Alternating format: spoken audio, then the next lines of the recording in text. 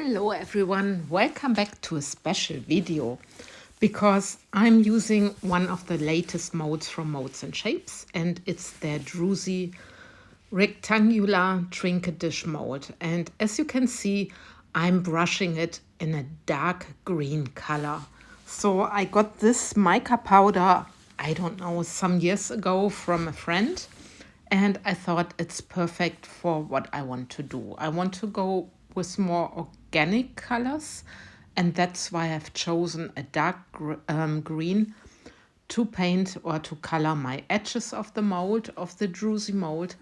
And you can see, because I'm using a makeup sponge, that it's not everywhere and it's not a block color, which I personally like very much because I want to use some different mica just to pour into the edges, into the Druzy edges of this mold.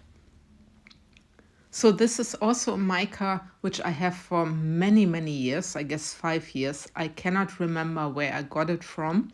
And it's a sort of greenish, yellowish color. And I really like it a lot. And I thought this is perfect for what I want to do. And you may see some of this color shining through the crystals of this mold. I really love this mold. It's amazing. You could get all the dimensions at the beginning of my video. And I can also tell you that this mold takes about 630 grams of resin. So I used for my edge thin resin, so I used the Transparente from Resin Pro, and I thought that way I avoid the bubbles in the Druzy edge. So I let it cure and then I can start with my design. So because I ran out of the Ultra Cast resin, I'm using here the Radiant Flow, and I've done my own color with this. I'm using the white crystal. It's a resin ink from Art. I had 100 grams of resin in my cup and I had 3 big spritz.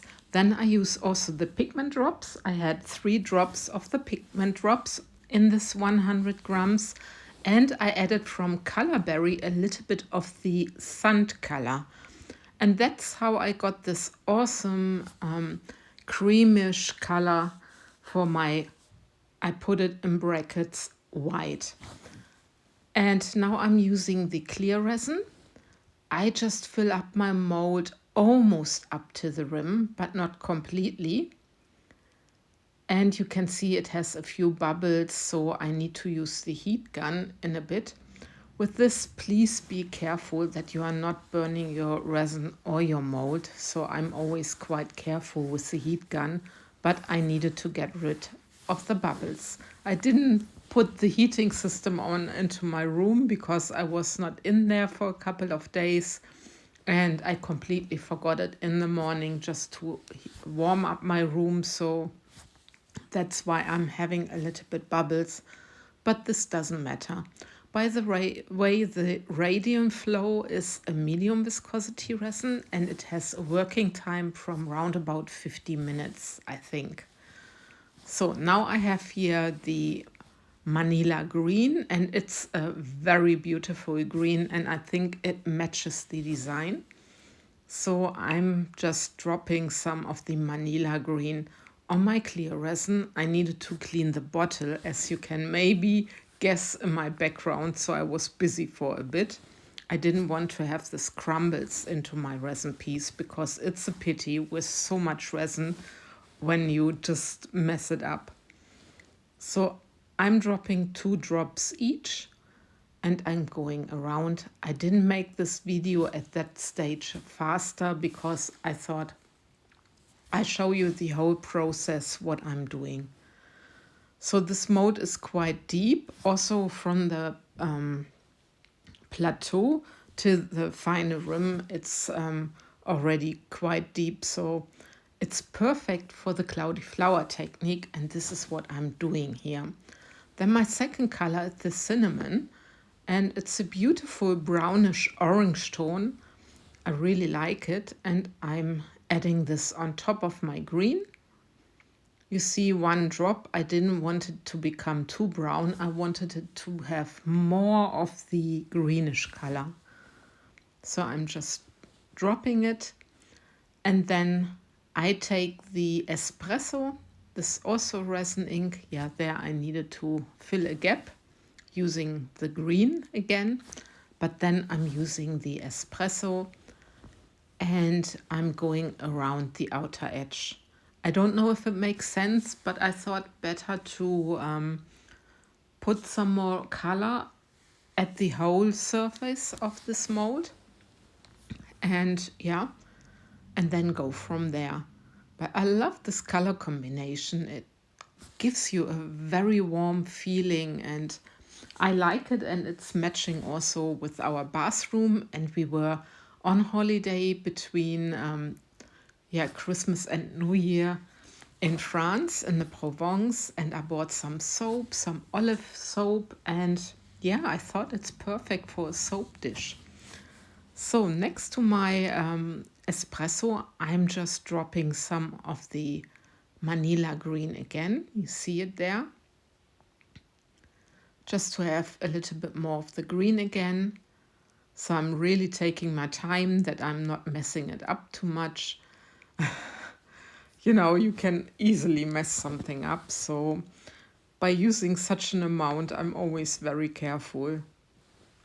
And yeah, I just let the resin or the resin inks work a little bit, and then I can start pouring my spiral, my rectangular spiral.